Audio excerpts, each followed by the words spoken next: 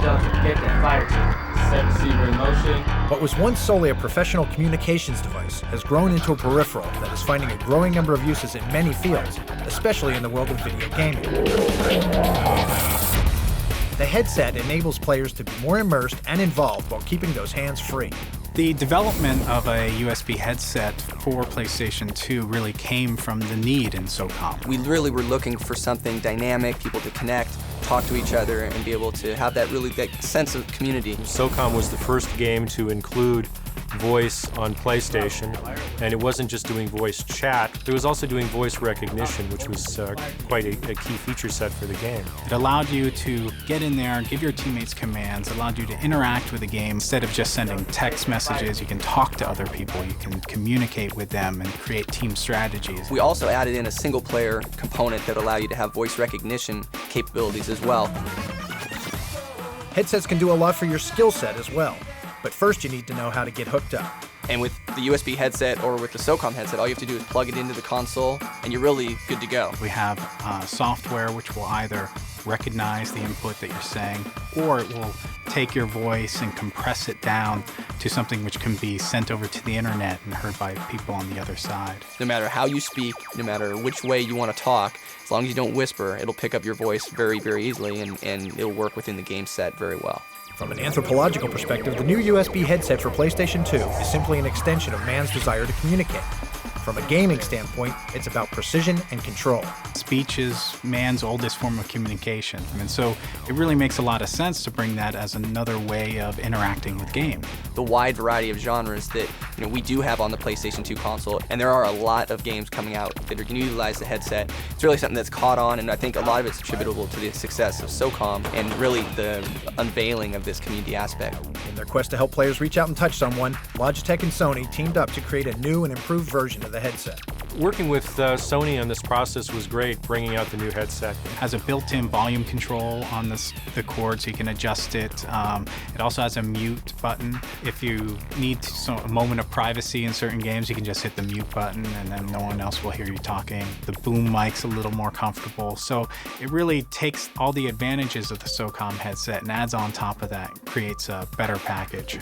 If you're a SOCOM owner and you own the SOCOM headset, it will be usable with all headset-compatible titles from now on, as will the USB headset that we are launching right now.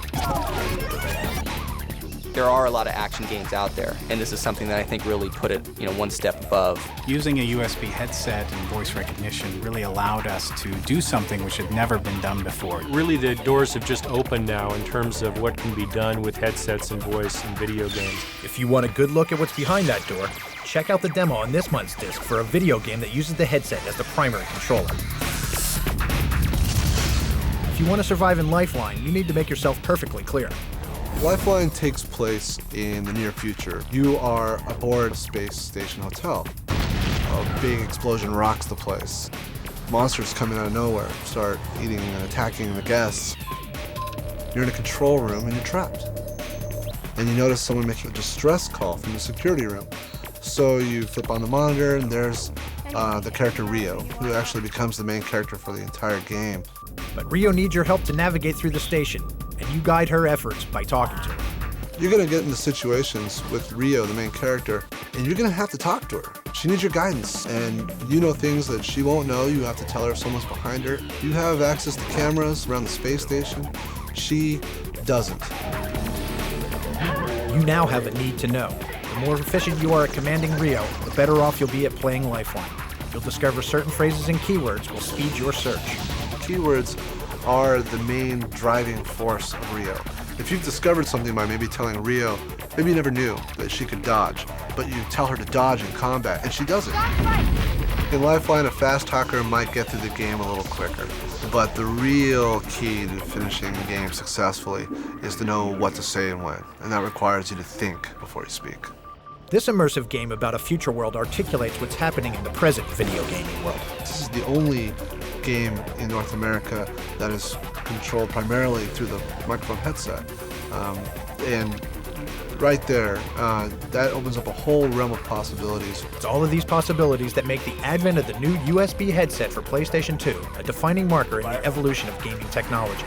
It could be used for karaoke type games, could be used for strategy games. It really has a pretty broad potential for what you can do with it. Rather than just sort of sitting back with your thumbs on a game controller, now you can really interact with people directly. It actually offers you, I think, the opportunity to interact a lot more with the game. You become more one with the game rather than just kind of controlling it. For one thing, it inspires game creators to go take a chance.